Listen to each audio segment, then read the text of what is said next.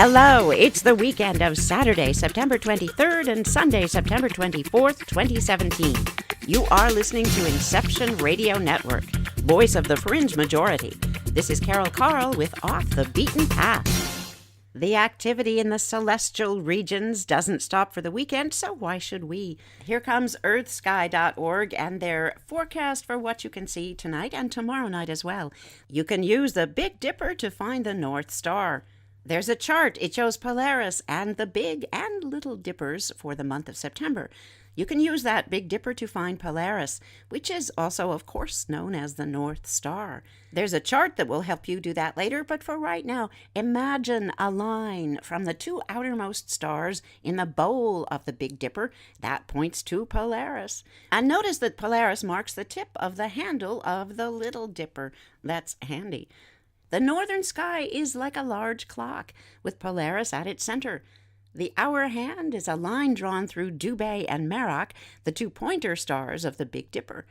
Because the stars make a full circle in 23 hours and 56 minutes instead of exactly 24 hours, this star clock is not exactly the same as the one on the wall, but with a little practice you can learn to read it well. That Big Dipper swings full circle 360 degrees around Polaris in 23 hours and 56 minutes. In 24 hours, the Big Dipper actually swings more than full circle, about 361 degrees technically. Does that make a difference? Well, according to Earth, Sky, and Bruce McClure, who writes this, yes. It means that if you look at the same time each evening, the Big Dipper will appear just a little bit lower in your northwestern evening sky. So, weather permitting, get out there and give it a look. And may we have a drum roll, please? Make way for the Queen. Quick, everybody, find your long-stored tiaras, dust them off, because here she comes, Cassiopeia the Queen. She can be found in the northeast sky after sunset. The shape of this constellation is distinctive. It will be a W or an M, depending on the time of night you see it, and from what we understand, also your location on planet Earth while viewing. The shape of this constellation makes Cassiopeia's stars very noticeable. Look for the Queen starting at nightfall or early evening. Cassiopeia represents an ancient queen of Ethiopia. The entire constellation is sometimes also called Cassiopeia's chair, and some old star maps depict the queen sitting on the chair, marked by the 5 brightest stars of this constellation. Here are those stars: Shedar, that's spelled Schedar, Caphs, that's spelled Caph, Gamma Cassiopeiae, Rukba, and Segin. If you've got a dark sky, you can look below Cassiopeia, underneath her chair, in the northwest on those autumn evenings, for a famous binocular object. This object is called the double cluster in Perseus. These are open star clusters, each of which consists of young stars still moving together from that primordial cloud of gas and dust that gave birth to the cluster's stars. These clusters are familiarly known to stargazers as H and Chi Persei. Stargazers smile when they peer at them through their binoculars, not only because they are beautiful, but also because of their names. They're named from 2 different alphabets, the Greek and the Roman. Stars have Greek letter names, but most star clusters don't. Enter Johann Bayer, 1572 to 1625. He gave Chi Persei, the cluster on top, its Greek letter name. And then it said he ran out of Greek letters. That's when he used a Roman letter, the letter H, to name the other cluster. After midnight, you can watch Cassiopeia swing above Polaris, the North Star. Before dawn, you can find her in the northwest.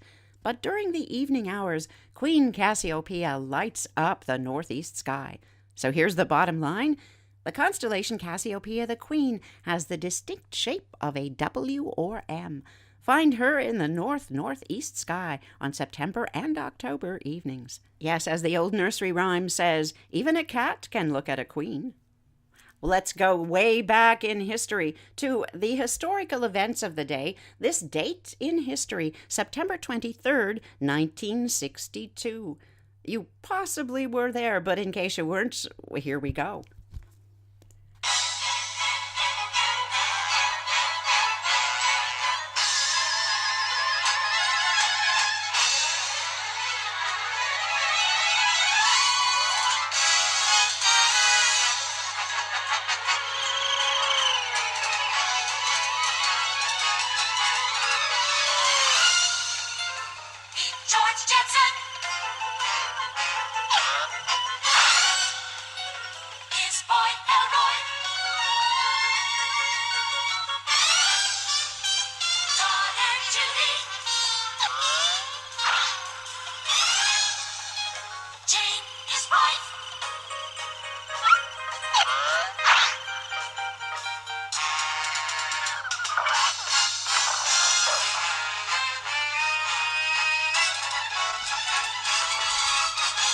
The Jetsons, that American animated sitcom produced by Hanna-Barbera.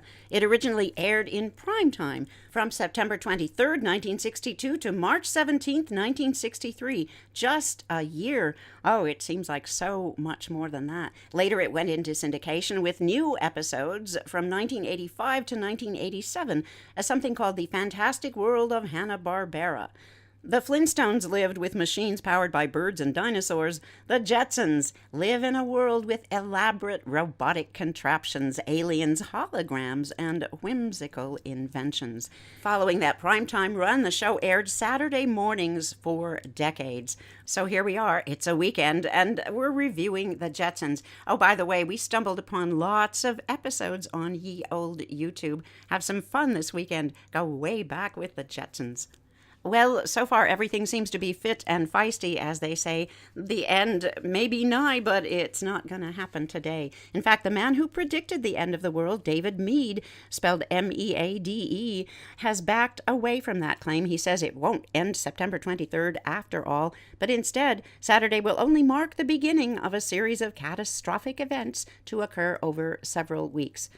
Well, how many times has that happened on planet Earth? Just saying. There's bad stuff. Yup, part of that is the evacuations beginning along the Guacateca River. That's spelled G-U-A-J-A-T-A-C-A in Puerto Rico. All the people living near that river in northwest Puerto Rico should evacuate immediately. This is as of yesterday because of a, quote, imminent dam break, end quotes, you've probably heard about already. The National Weather Service in San Juan issued this, quote, all areas surrounding the Guajateca River should evacuate now. Their lives are in danger. Please share. That was via tweet. About 70,000 people in the area of this dam have been told to evacuate, according to National Guard spokeswoman Jennifer Alvarez. That's what she told CNN's Leila Santiago. Buses have been brought in to help people leave. Speaking out on CNN's Out Front with Aaron Burnett, Puerto Rican Secretary of State Luis Gerardo Rivera Marin said the evacuations are difficult because the island was heavily damaged by Hurricane Maria, which struck earlier this week. Many parts of Puerto Rico are flooded, and more than 3 million people don't have electricity. Marin also said, quote, it is done in the blackness of the night, this evacuation. There's lack of energy, especially in the mountain regions where winds were higher speeds. The National Weather Service issued a flash flood notice for the towns of Isabela and Quebradillas, which are about 6 miles apart. Isabela has about 45,000 people, Quebradillas 25,000. This dam was constructed by the Puerto Rico Electric Power Authority to create a lake. That lake provides drinking water to residents of the area, and that's according to the United States Geological Study Survey. We send our hearts, our prayers, and our thoughts of healing and good energy, maybe even power or electricity energy to all those folks. And here's a sighting from that region of the world, a UFO sighting. Yes, it's not the most current. In fact, it took place in 1994, January 7th. It was reported in 2012 on September 11th. The summary says, not an object, but an entity. Dark black, 4 to 5 feet tall, with wings. Sighting specifics include a very close initial viewing distance, 20 feet or less. And the altitude of this thing is described as landed. The object features, none. Object flight path, other. Object shape, also other. Here's the event. We were riding 4 tracks at night in a secluded, mountainous, and unpopulated coffee plantation. It hadn't been worked in over 50 years. We were riding a trail 1,000 feet from sea level. One of the 4 tracks would heat up and shut off, starting again after it cooled off. So we were stopped at a stretch in the trail for local 4x4 jeeps. No vehicles could traverse. To one side is the mountain. The road is wide enough to fit only a jeep plus some spare space, maybe 6 to 7 feet wide. And the other side is a hedge with a 400-foot drop to a river, tall trees, lots of vegetation. The 2 4-tracks are in line, one behind the other, 3 people on the right side, me on the left. All of a sudden I start hearing a very subtle sound of leaves barely moving, as in extremely soft and subtle. So I think maybe a snake might be moving by the ledge, or a rat, mice maybe. and all the hairs on my neck creep up, and I move to the other side of the 4 tracks.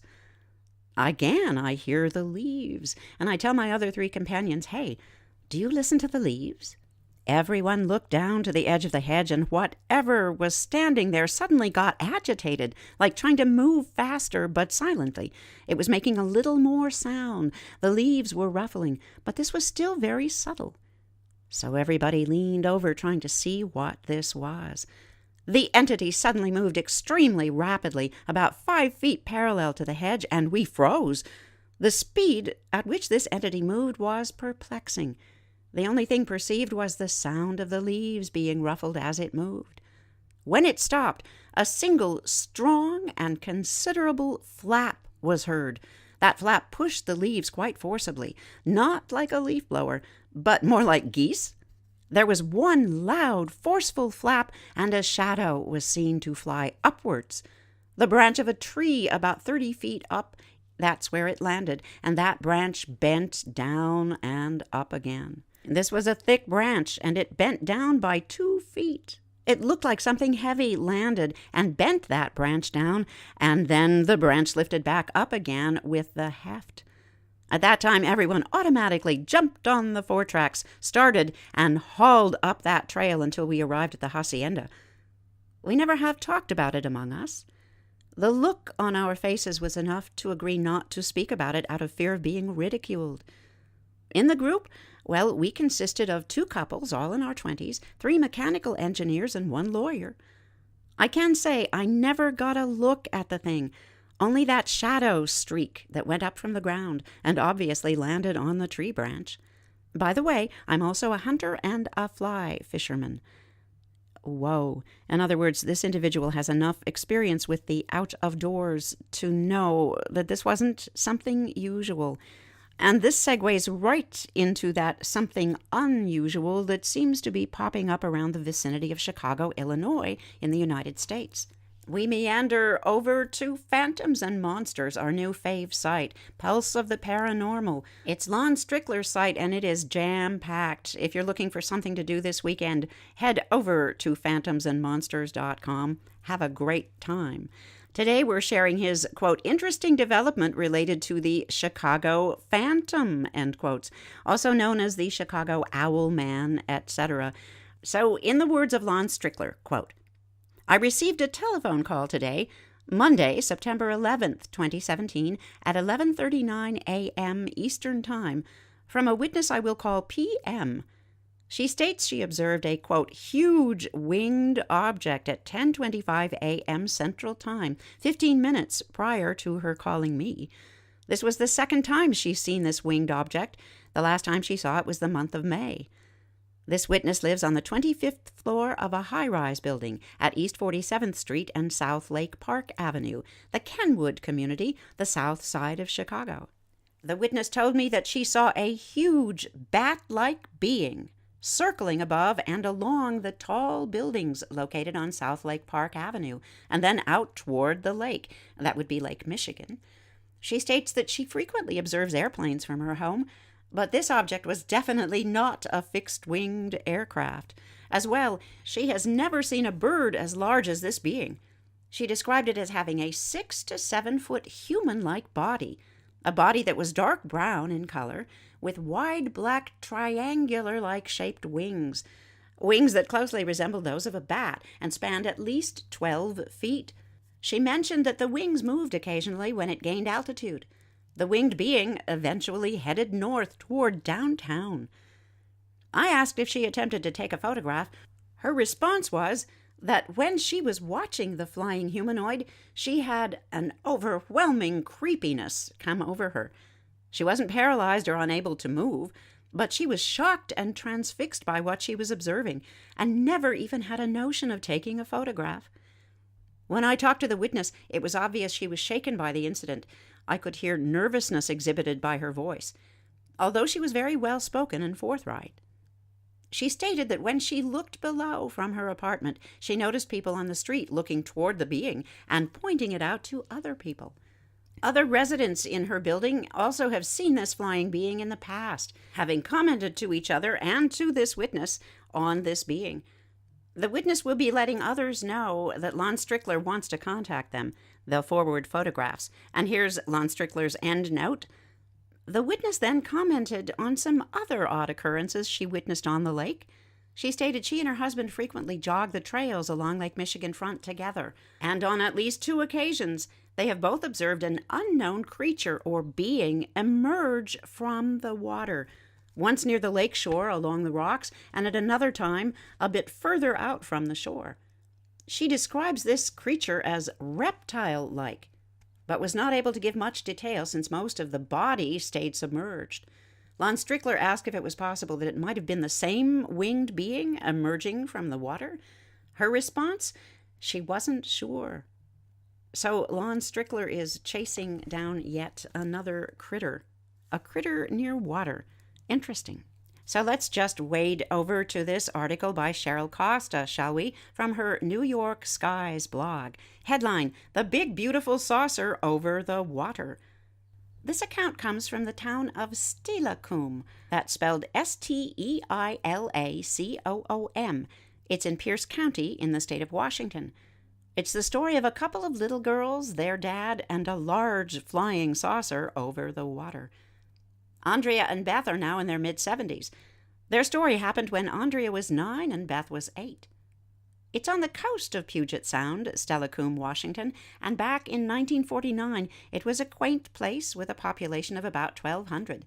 These days, it's grown to about 6,200. Andrea said it was late August, just before school started. The girls and their dad were down by the water at dusk, admiring the sunset. Quote, it was just about dark when this beautiful saucer-shaped object appeared out over the water, which seemed close to us. It made a humming sound, said Andrea, and it had beautiful lights all around it, end quotes. She further explained that the saucer hovered over the water for perhaps 10 minutes, maybe longer. Quote, my father was alarmed. He grabbed my sister, he grabbed me. We got back into our car and drove away on this deserted road. The saucer seemed to follow us for some time, and that was something which upset my father, end quotes. Andrea said that neither she or her sister were afraid. Quote, its beauty with the lights hovering over us made us feel warm inside and safe, end quotes, she said. The 2 women said they both experienced a feeling of wonderment and joy for having been witnesses to something so majestic and so beautiful when they were children. And by the way, Washington State is number 4 in the nation for UFO sightings, with 5,213 sightings reported, and that's key, reported sightings, between 2001 and 2015. Pierce County on Puget Sound reported 473 UFO sightings. That's 9% of the state sightings during that same period. And that little town of Steilacoom logged 3 of those sightings during that time. From childhood in Washington in 1949 to the Neanderthal, or Neanderthal, if you should prefer. Here's a headline. New study suggests Neanderthals enjoyed long childhoods. We couldn't find a byline for this article, but it's from npr.org. Nasty, brutish, and short. Until about the last decade or so, that's how many of us were accustomed to thinking about Neanderthal life. But a lot has changed since then, not least of which is the emergence of smoking gun DNA evidence that Neanderthals are, in fact, family. Now a new study runs counter to earlier thinking by suggesting that Neanderthals reached maturity at about the same rate as modern humans. Said Ann Gibbons, who writes in Science, quote, Neanderthals have long been seen as the James Deans of human evolution. They grew up fast, died young, and became legends. But now, a rare skeleton of a Neanderthal child suggests that our closest cousins didn't all lead such fast lives, and that our own long childhoods aren't unique. This find may reveal how Neanderthals, like humans, had enough energy to grow bigger brains, end quotes. A leading theory says that big brains take longer to develop. So in humans, childhood lasts longer to allow our brains time to grow. Chimpanzees, for instance, with much smaller brains than modern humans, mature much faster. In 2010, Christopher Joyce for NPR reported on this live fast, die young hypothesis. At that time, it was bolstered by studies of Neanderthal skulls. What he wrote at the time was, quote, like the slow food movement, slow growth gave complex brains more time to cook, so to speak, and then learn all those things a fancy brain could learn, end quotes. That hypothesis was based largely on the study of Neanderthals' teeth. Hominid teeth have telltale lines, similar to tree rings. These lines show development from birth until the end of childhood. But that single benchmark might not have been enough. Thanks to the discovery of a 49,000-year-old partial Neanderthal child skeleton found at El Cidrón in northwest Spain, and the latest research has benefited from looking at more than just teeth.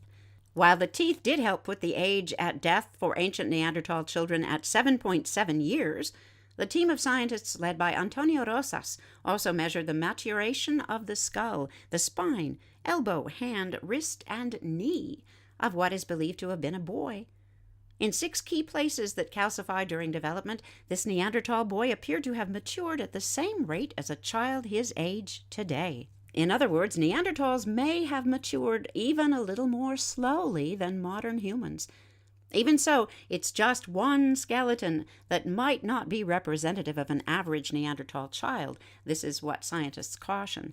Said Tanya Smith of Griffith University in Nathan, Australia, quote, Neanderthal first molars typically grow at a faster rate than modern human molars, which makes this individual unusual. Also, the brains and bodies of adult Neanderthals vary in size, and this individual might have grown up to be a relatively small-brained Neanderthal. Yet another striking example of modern technology showing us ancient things. Ancient things like time, which of course is a human construct, but isn't that something we all just run out of, time? I know we have for today. Looking at the clocks on the wall, all the time zones are indicating it's time to go because that's a wrap. Thank you for listening to Inception Radio Network. Follow this broadcast at ufoheadlinenews.com. Loving kindness. Take care of each other. We're all in this together. This is Carol Carl. See you tomorrow.